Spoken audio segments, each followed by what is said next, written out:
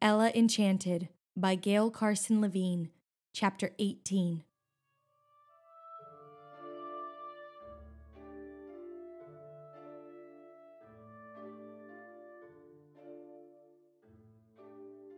She's probably another supplicant, CYRIL said.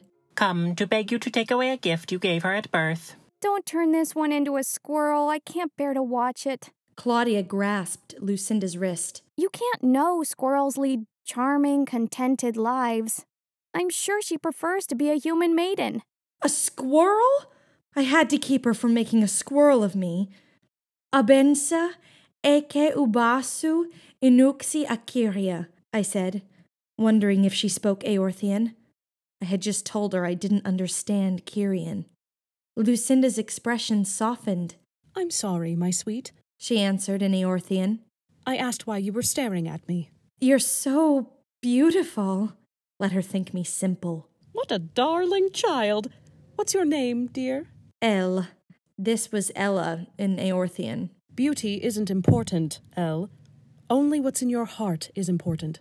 Do you understand that? Yes. I'm sorry I stared. No need to be sorry, sweet child. You did nothing wrong. Her smile was dazzling. Thank you, lady, I curtsied. You may call me Lucinda. She lifted her chin. They would not have me say so. She indicated CYRIL and CLAUDIA. But I am a fairy. A fairy? That's why you're so beautiful. My friends are shopkeepers, CYRIL said firmly, also in Eorthian. We sell shoes. For tiny feet, Lucinda laughed. For children, CLAUDIA amended. Oh, I said, I don't need shoes, but I need help. Magical help. Can you help me, Lady Lucinda? You don't need her help, CLAUDIA said. You should leave her while you still may. I'd be delighted to help you. You see, Claudia, they do need us. Tell me, Elle. I want more metal, if you please, lady. Whatever anyone tells me to do, I do, whether I want to or not. I've always been this way, but I wish I weren't. The maiden is naturally obedient, CYRIL said. Isn't that one of your gifts? And she doesn't like it. I knew how sweet you were the moment I saw you. Obedience is a marvelous gift, Elle. Sometimes I give that gift to little babies. I certainly won't take it away from you.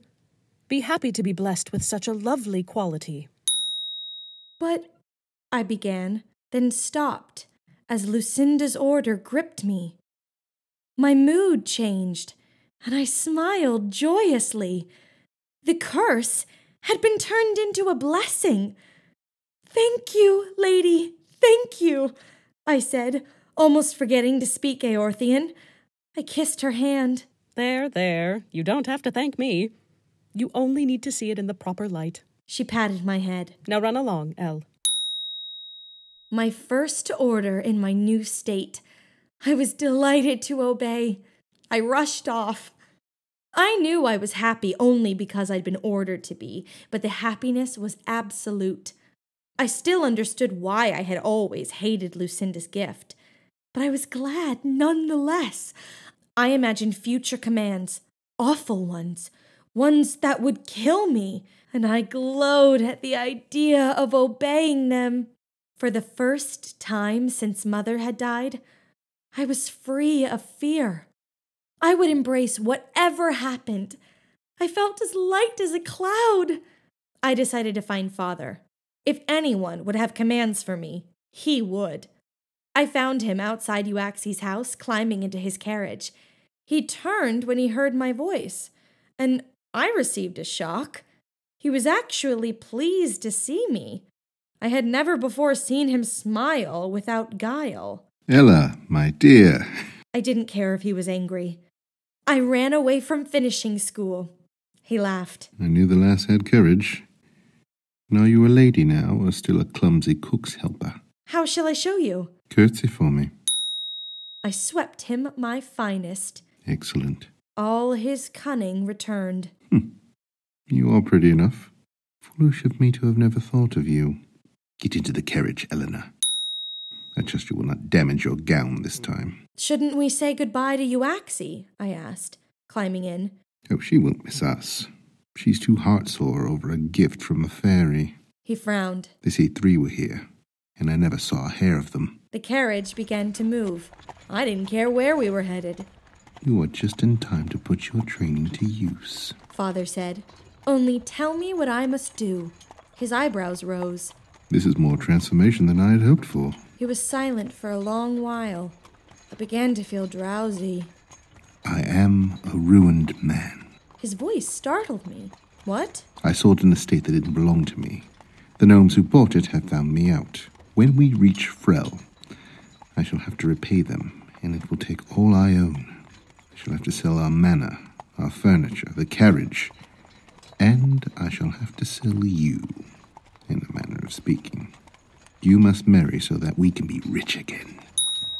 So that he could be rich again. Yes, Father, gladly. When? I understood the monstrousness of his plan, but nothing could lessen my joy at the prospect of obeying. What did you say? I said yes, Father, gladly. When? You ask when, not whom. Are you so anxious to wed? No, Father, only to do your bidding. What did they do to you at that finishing school? No wonder you ran off. When we reached our manor, Father stayed outside to speak with the coachman while I hurried inside to find Mandy. She was scrubbing vegetables, and a parrot perched on her shoulder. She hugged me so tight I could barely breathe. Ella, my sweet. The parrot squawked in gnomic. Cha, cha, cha, cha, cha, cha. I wish she'd never stop squeezing me. I wished I could spend the rest of my life as a child, being slightly crushed by someone who loved me. Father spoke from the doorway. I shall be away from home this evening. However, tomorrow we shall entertain. Elvish mushrooms will arrive for the market. They're a delicacy, Mandy. Serve them as a first course for Lady Eleanor and her guest. What guest? Mandy asked after Father left. My husband, perhaps? I'm so glad, Mandy. She dropped the pot she'd been washing. It fell into the washtub, but rose back into her hands a moment later. Your what? The parrot squawked again. Cha. Mandy had named him CHOCK, after his favorite word, which was an exclamation in gnomic meaning oh, or oh my, or even eek. In this case, I'm sure it meant eek.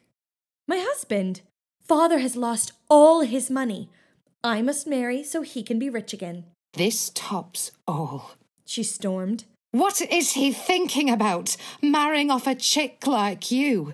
And why are you glad about it? Not just glad, I couldn't find the right word. Ecstatic to do it. If it will please them both, my father and my new husband. Mandy cupped my chin in her hand and examined my face. What's happened to you, child? I met Lucinda, and she made me happy to be obedient. No, baby, no. Honey. Mandy blanched. She didn't. What's much better this way? I don't feel cursed anymore. Oh, don't be sad. I smiled. See, I'm giving you an order. If you obeyed it, you'd be happy too. She's turned you from half puppet to all puppet. I'm supposed to be glad about that. I didn't answer. While Mandy stood dumbstruck, I looked around the kitchen, greeting every familiar object.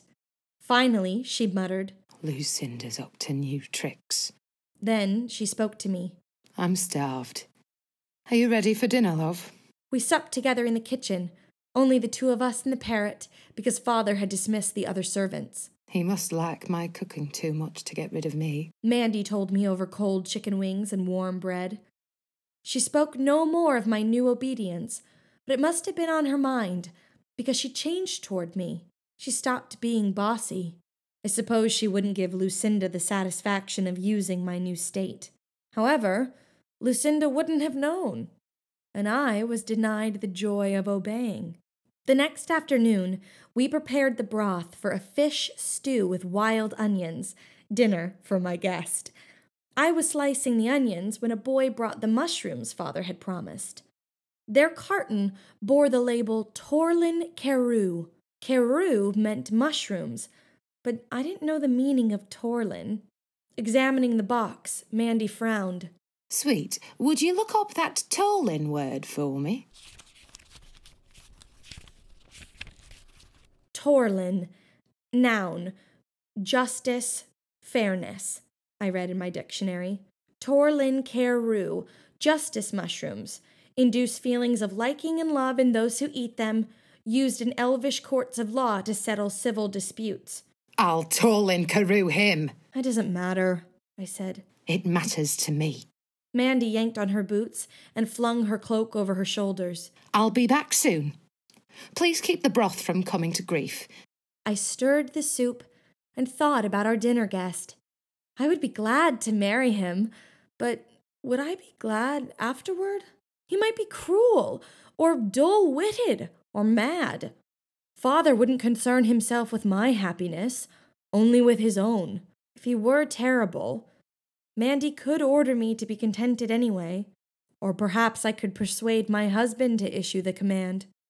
CHOCK landed on my shoulder and pecked lightly at my ear.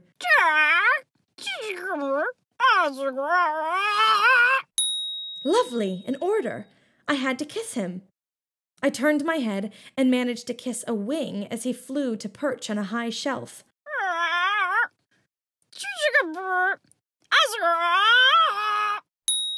He squawked again.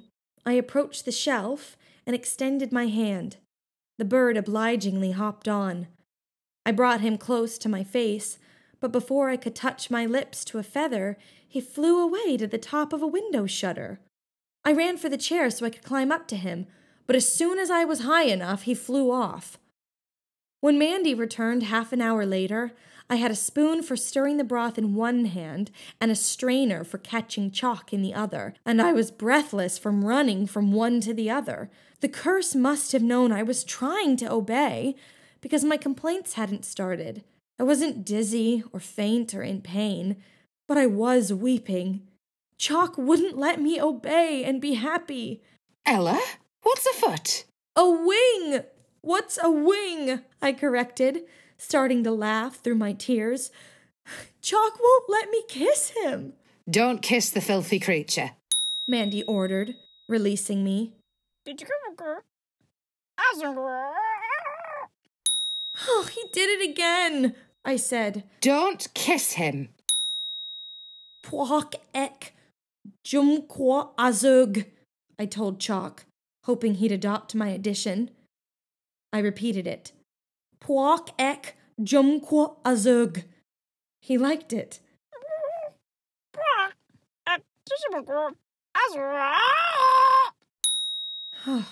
Much better.